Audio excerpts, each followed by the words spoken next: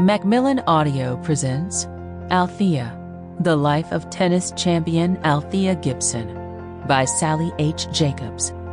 Read for you by Chanté McCormick.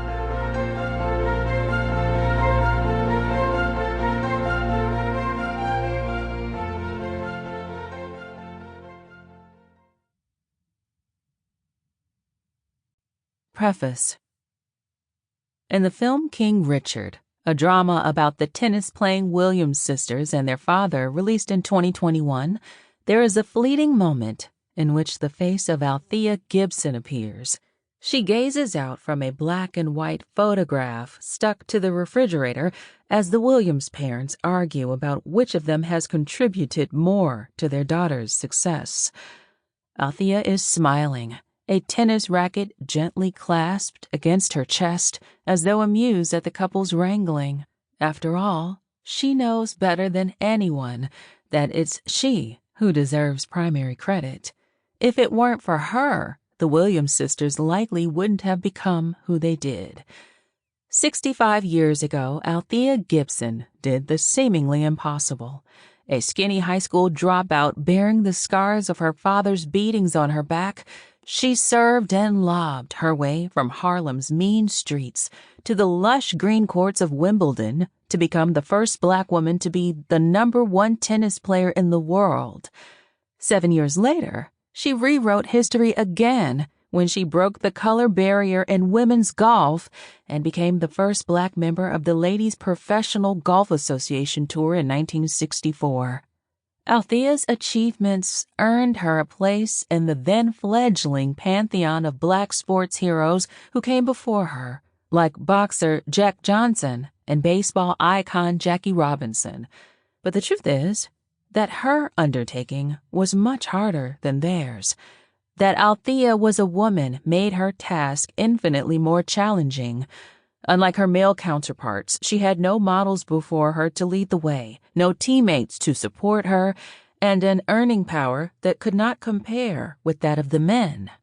What's more, she was a woman of fluid sexual identity, which earned her the enmity of not only many in the white world who were inclined to reject her for her skin color alone, but also some people in the black community. That she appeared at times remote, even self-absorbed, scarred as she was by a childhood of neglect and physical abuse, kept some at a further distance. To others, she was a heroine without compare. When Venus and Serena published a Black History Month newsletter in their high school years, it was Althea who they put on the back cover. Like many black women of achievement in America's past, Althea's story has been largely ignored. To the bulk of those at the upper levels of the white-dominated world of tennis in her day, she was both an astonishing athlete who had to be recognized and a conundrum to be avoided. Nor did they come to feel much more warmly toward her with the passing of years. When the USTA named its new tennis stadium at Flushing Meadows in 1997, it chose the name of Arthur Ashe, a black player who earned his #1 ranking nearly 2 decades after Althea. When the organization christened its national tennis complex nearly a decade later, it chose the name of white tennis champion Billie Jean King. It was not until 2019 that Althea was honored with a granite bust at the complex, nestled in the shadow of the other 2 structures.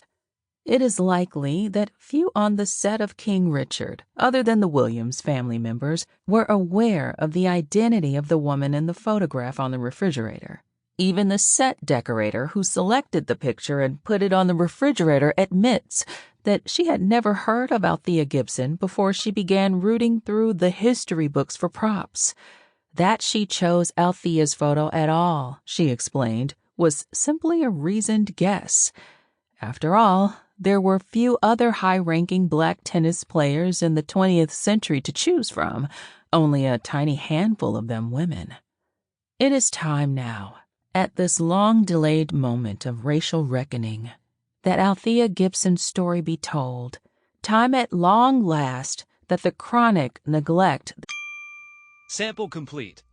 Ready to continue?